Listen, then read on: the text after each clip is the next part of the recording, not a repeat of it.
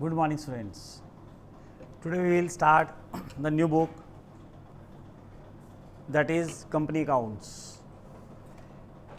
Yes, open first chapter of this book, Issue of Shares. The name of book is Company Accounts and its first chapter is Issue of Shares. Now in this chapter, first of all, we have to open page 7.2. What is company? The definition of company. Company is a voluntary association of persons formed through the process of law for the purpose of carrying on some business. Company is an artificial person created by law having separate entity with a perpetual succession and a common seal. Company एक artificial person है, जैसा कि हमने बेटा 11th में सीखा था कि जो बिजनेसमैन अलग पर्सन है, एक रियल पर्सन है, लेकिन जिस बिज़नेस को वो कैरी कर रहा है, चला रहा है, वो बिज़नेस भी एक पर्सन है, वो एक आर्टिफिशियल पर्सन है. तो इसी तरह से पार्टनरशिप फर्म में भी हमने कहा कि ये एक आर्टिफिशियल है, लेकिन इसी तरह से कंपनी अपने आप में एक लीगल अथॉरिटी है, एक पर्सन है जिसे हम आर्टिफिशियल पर्सन मानते हैं. तो company is an artificial person created by law से बाउंड है, बंधी हुई है, नियम कानून से चलती है. हैविंग सेपरेट लीगल एंटिटी, उसकी अपनी एक अलग कानूनी पहचान है proper, with a perpetual succession and A common seal. और करेक्टरिस्टिक्स या फीचर्स क्या होते हैं कंपनी के? Number 1, separate legal entity. A company is a legal person and it's entity is quite distinct and separate from its members. Company के members की अलग पहचान है, बट कंपनी की अपनी एक अलग पहचान है. जैसा बेटा हमने 11th में पहले सीखा था कि राहुल एक पर्सन है, उसने एक कंपनी स्टार्ट की, राहुल एंड सन्स के नाम से स्टार्ट किया, अपना बिजनेस स्टार्ट किया. तो राहुल एंड सन्स एक अलग पर्सन है और राहुल एक अलग पर्सन. इसी तरह से कंपनी अलग पर्सन है, उसके मेंबर्स अलग पर्सन हैं, इसकी अपनी एक लीगल एंटिटी है कंपनी की. Now come to next point, that is perpetual existence. Existence of company is not affected by the retirement, death और insolvency of its members. Company की अपनी एक परपेचुअल एग्जिस्टेंस है, एक अपनी एक होंद है जिससे चल रही है, वो बन रही है, क्योंकि वो उसके कोई भी मेंबर रिटायर हो रहा है, डेथ हो रहा है, उससे कंपनी के बिजनेस को, कंपनी के कैरी ऑन में कहीं कोई इफेक्ट नहीं होगा. कंपनी एक प्रॉपर रूल्स रेगुलेशन से चलती रहेगी. उसके मेंबर्स आ भी रहे हैं, कम भी हो रहे, जा भी रहे हैं, और रिटायर हो रहे हैं, डेथ हो रही है उनकी, और भी एडमिट हो रहे हैं, लेकिन कंपनी में कोई इफेक्ट नहीं होगा. कंपनी अपना बिजनेस अपने रूल्स के अकॉर्डिंग करती रहेगी. Next is limited liability. Liability of the shareholders of a company is limited to the unpaid value of its shares. जैसा कि suppose face value company is 10 rupees और shareholder already paid ₹8 per share, he can be called upon to pay not more than ₹2. Shareholder की जो limit है वो that is rupees उस amount तक की है जो अमाउंट उसने पे नहीं की, अनकॉल्ड अमाउंट तक की लिमिट है, उसके बाद उसकी लाइबिलिटी नहीं है, limited liability. Common seal company में और may not maintain a common seal. Company चाहे या ना चाहे अपनी मर्जी से अपनी कॉमन सील को मेंटेन करना चाहती है तो कर सकती है. Transferability of shares. कंपनी के जो शेयर्स हैं वो ट्रांसफरेबल होते हैं, जैसे कि कोई प्रॉपर्टी ट्रांसफरेबल होती है, वो एक नाम से एक person to next person transfer हो जाती है. ऐसी सेम कंपनी के जो शेयर्स हैं वो भी एक तरह की एसेट्स ही होती हैं, तो कंपनी के वो शेयर्स भी ट्रांसफरेबल होते हैं. एक आदमी दूसरे आदमी को अपने किसी भी कंपनी के अपने पास जो शेयर्स रखे हुए हैं उसको बेच सकता है, ट्रांसफ़र कर सकता है. Yes, next, kinds of company. Company किस किस तरह की कंपनी होती है? Unlimited company, company limited by guarantee, company limited by shares. First of all we have already discussed definition of company. Definition we have discussed. Now then after we discuss the features or characteristics of company. These are number 1, separate legal entity, जो अभी हमने discuss किया.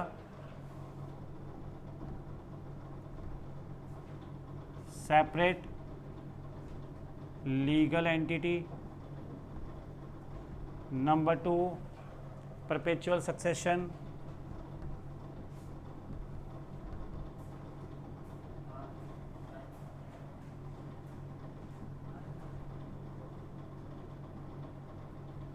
Number 3, limited liability.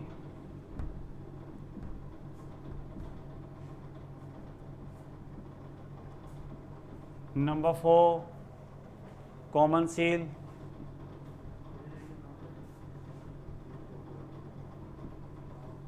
Number 5, transferability of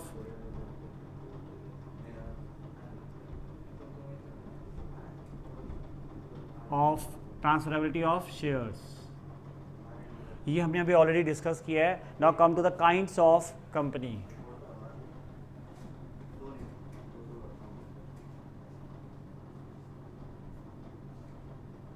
Kinds of company. Number 1, this is unlimited company.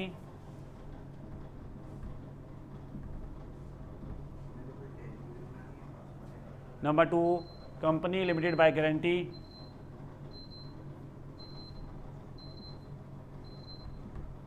Company limited by guarantee. Number 3, company limited by shares.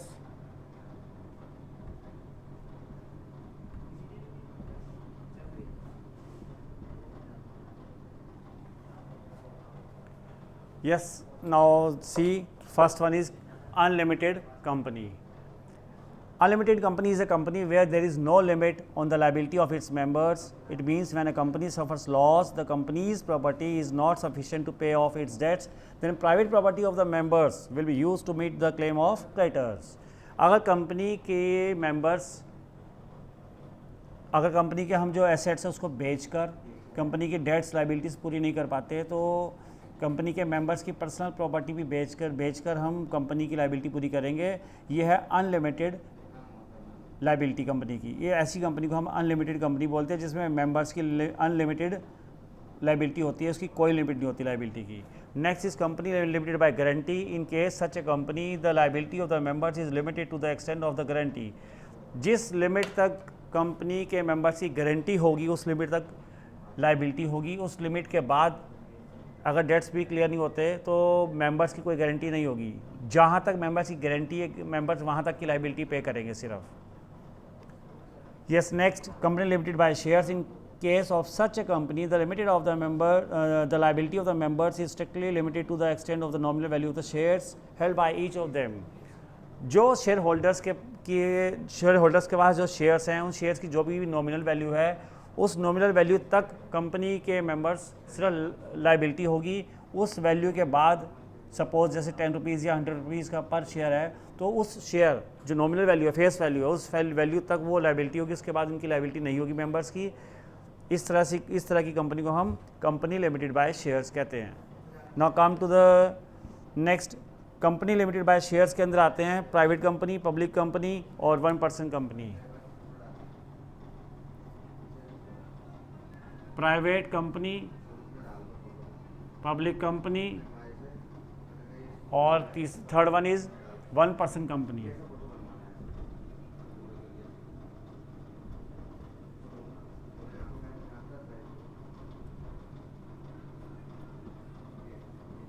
Yes, private company कहते हैं जिसमें कि minimum members 2 होने चाहिए और मैक्सिमम मेंबर्स प्राइवेट कंपनी में 200 होने चाहिए.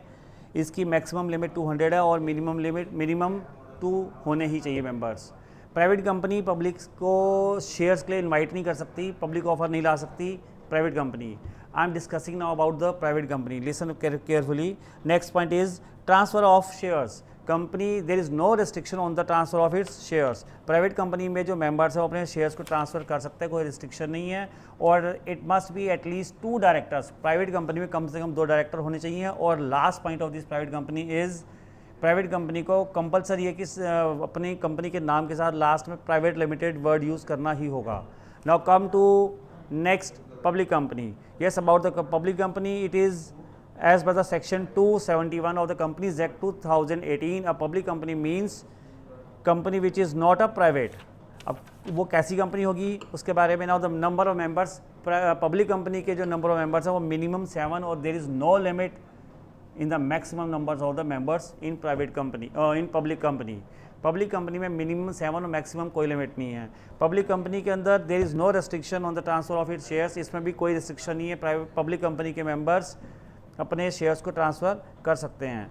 पब्लिक कंपनी पब्लिक को शेयर्स इनवाइट करने के लिए पब्लिक ऑफर ला सकती है, और पब्लिक कंपनी के जो बोर्ड ऑफ डायरेक्टर्स हैं वो एटलीस्ट 3 बोर्ड ऑफ डायरेक्टर्स होने ही चाहिए। And the last point for the public company that is कि public company have to use at the last of the its name limited word, only the word limited is used at the end of its name. So now come to kinds or types of shares. Yes, types of shares, see here,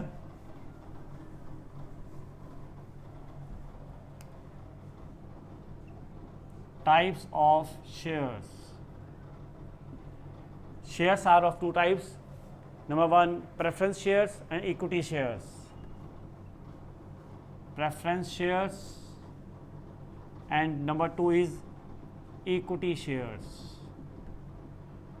ये students preference shares कैसे बोलते हैं और equity shares कौन से होते हैं? इन shares में ये डिफरेंस होता है कि प्रेफरेंस शेयर्स को जब भी कंपनी डिविडेंड पे करेगी तो प्रेफरेंस शेयर्स को पहले प्रेफर करेगी, उनको पहले डिविडेंड पे किया जाएगा, then remaining and left dividend will be distributed to the share holders of equity shares.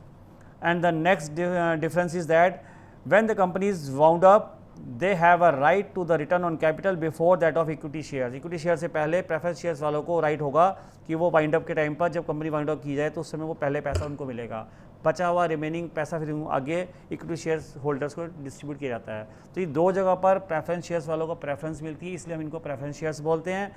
और टाइप्स ऑफ प्रेफरेंस शेयर्स में आते हैं बेटे cumulative preference shares, non-cumulative preference shares, participating preference shares, non-participating preference shares, redeemable preference shares, irredeemable preference shares, convertible preference shares, non-convertible preference shares, equity shares. अब जो last second point है वो है equity shares. Students the last हमारा जो इस topic में last point है दैट इज शेयर कैपिटल. अब शेयर कैपिटल क्या होती है?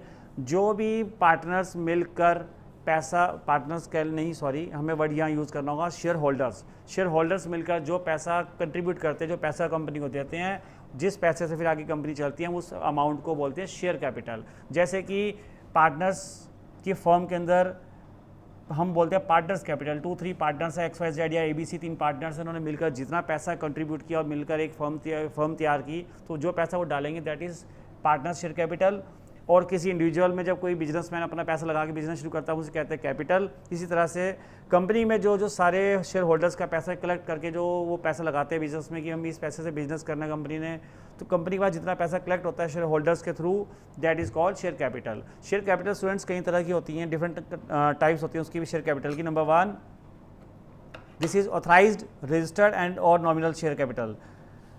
ऑथराइज कैपिटल वो होती है जितनी कैपिटल की गवर्नमेंट से इनको परमिशन मिल जाती है कि मैक्सिमम तुम कितनी कैपिटल पब्लिक से रेज कर सकते हो, पब्लिक को इनवाइट कर सकते हो, पब्लिक से पैसा उठा सकते हो, पैसा ले सकते हो, कितने शेयर्स के लिए तुम पब्लिक को इशू दे सकते हो, वो होगी ऑथराइज कैपिटल जितनी गवर्नमेंट को परमिशन देती है. Number 2 that is issued capital. ये स्टूडेंट्स इशूड कैपिटल हम किसे बोलते हैं? उस पार्ट में से जितनी कैपिटल कंपनी इशू करती है पब्लिक को वो होगी इशूड कैपिटल.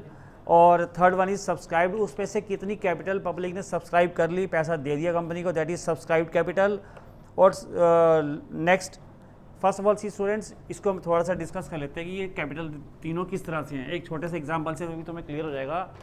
सपोज एक कंपनी के पास 50 लाख रुपीज़ की परमिशन है पब्लिक में ऑफर लाने की. This is authorise capital.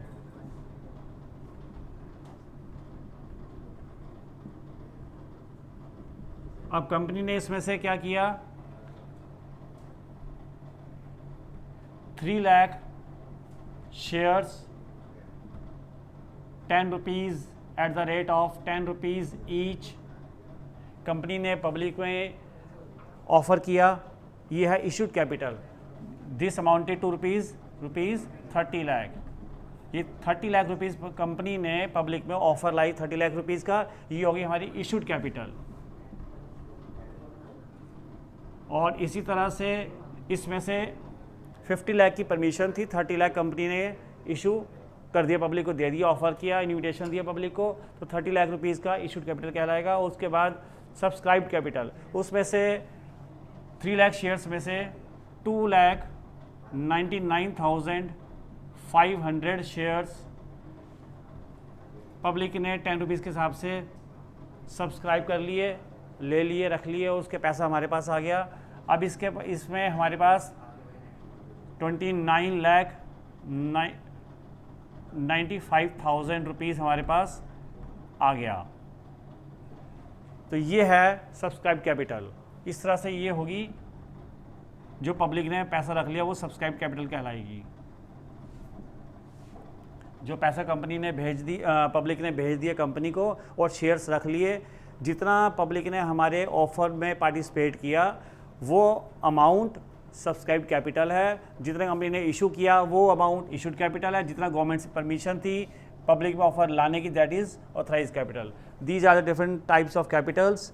और स्टूडेंट्स, हम नेक्स्ट वीडियो में डिस्कस करेंगे कि इसके न्यूमेरिकल्स किस तरह से सॉल्व किए जाते हैं। That's all for today, thanks.